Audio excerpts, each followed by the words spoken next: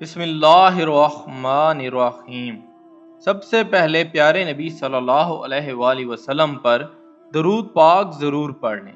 جزاک اللہ۔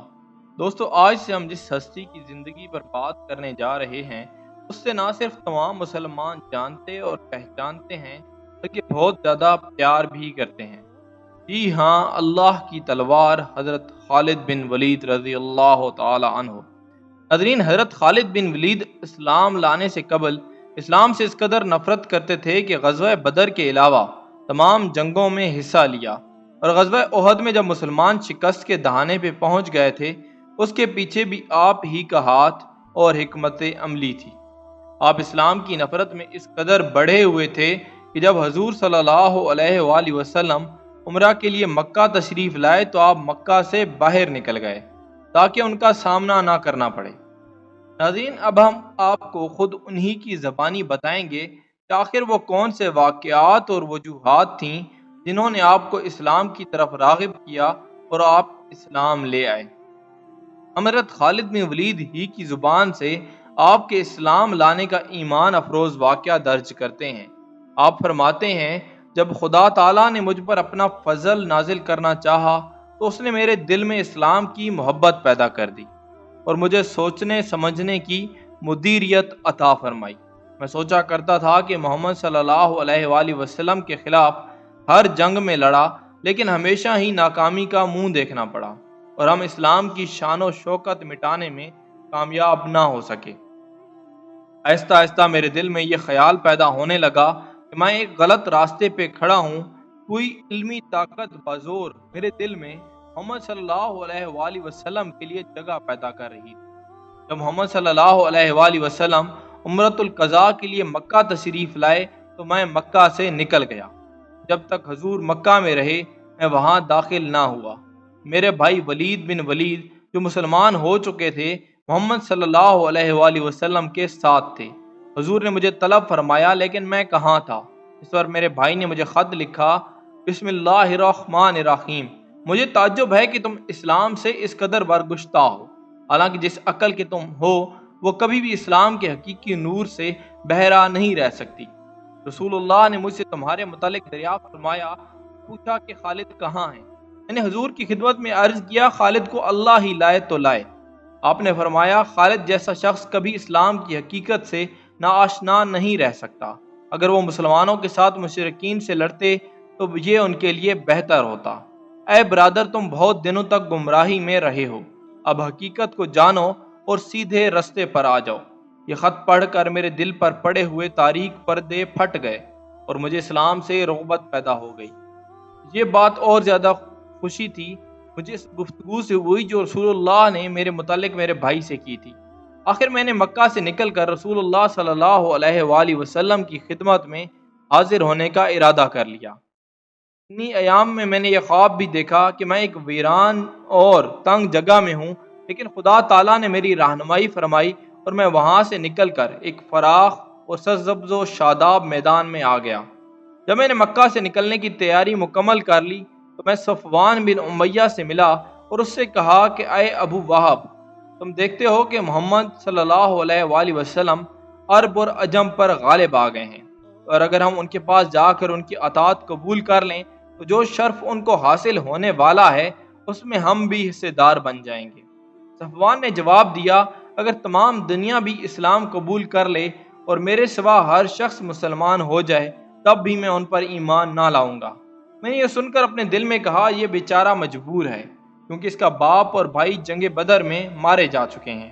اس کے بعد میں اکرمہ بن ابو جہل سے ملا اور وہی بات جو میں نے صفوان سے کہی تھی اس سے بھی کہی۔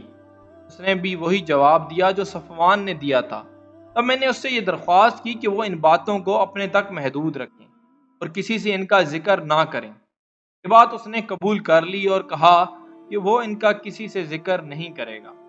بعد میں عثمان بن طلحہ سے جو میرا دوست تھا، پہلے تو میں نے وہی باتیں اس سے بھی کہنے کا ارادہ کیا، لیکن پھر مجھے خیال آیا کہ اس کا باپ طلحہ اور 4 بھائی مصافے، جلاس، امارس اور کلاب جنگ احد میں قتل کیے جا چکے ہیں، کہیں یہ بھی مجھے وہی جواب نہ دیتے۔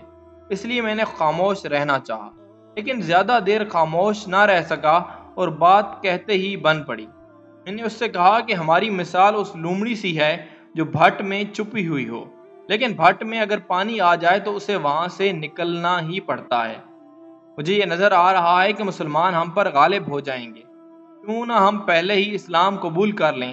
میری توقع کے قطعاً برعکس عثمان نے آمادگی ظاہر کر دی۔ اس کے بعد مدینہ چلنے کی بات ہوئی اور یہ طے پایا کہ اگلے روز صبح سویرے ایک مقام پر پہنچ جائیں اور جو پہلے پہنچے وہ دوسرے کا انتظار کرے۔ اگلے روز ابھی سورج طلوع نہیں ہوا تھا کہ ہم دونوں مقررہ جگہ پر پہنچ گئے اور وہاں سے مدینہ کی راہ لی۔ جب ہم مادہ کے مقام پر پہنچے تو ہمیں عمرو بن العاص جو حبشہ سے آ رہے تھے ملے۔ علیک سلیک کے بعد انہوں نے مجھ سے پوچھا، ابو سلیمان کہاں کا ارادہ ہے؟ میں نے جواب دیا، اللہ نے مجھ پر یہ حقیقت منکشف کر دی ہے کہ محمد صلی اللہ علیہ وآلہ وسلم اللہ کے رسول ہیں اور میں مسلمان ہونے کے لیے مدینہ جا رہا ہوں۔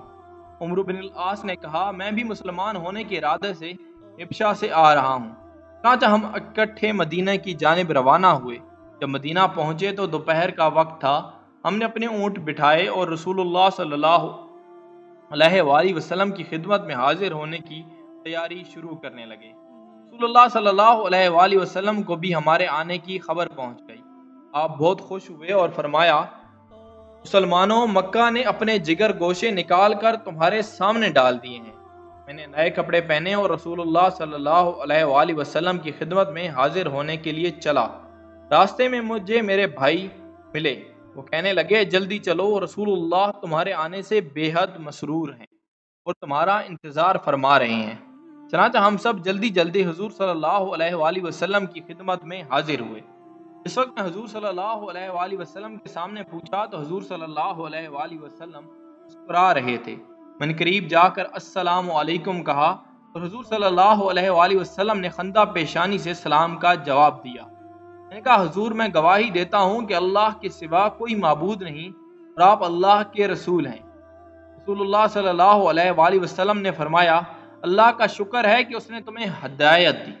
مجھے بھی امید تھی کہ تمہاری عقل بالآخر سیدھے راستے کی طرف ضرور تمہاری رہنمائی کرے گی۔ یا میں نے عرض کیا، رسول اللہ صلی اللہ علیہ وآلہ وسلم، میں آپ کے خلاف کئی جنگوں میں حصہ لے چکا ہوں۔ آپ اللہ سے میرے اس گناہ کی معافی کے لیے دعا فرمائیں۔ آپ صلی اللہ علیہ وآلہ وسلم نے فرمایا، اسلام پچھلے تمام گناہوں کو مٹا دیتا ہے۔ میں نے کہا، کیا واقعی؟ آپ صلی اللہ علیہ وآلہ وسلم نے کہا، ہاں۔ اس کے بعد آپ نے یہ دعا فرمائی، اے اللہ، خالد کی پچھلی تمام لغزشوں کو جو اس سے تیرے دین کی مخالفت کرتے ہوئے سرزد ہوئیں معاف فرما دے۔ میرے بعد عمرو بن العاص اور عثمان بن طلحہ آگے بڑھے اور انہوں نے رسول اللہ صلی اللہ علیہ وآلہ وسلم کی بیعت کی۔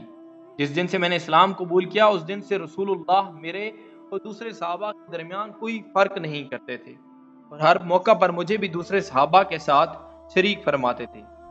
رہنے کے لیے حضور صلی اللہ علیہ وآلہ وسلم نے اپنے ان مکانوں میں سے جو حارثہ بن نعمان نے حضور کو پیش کیے تھے ایک مکان مجھے عنایت فرمایا۔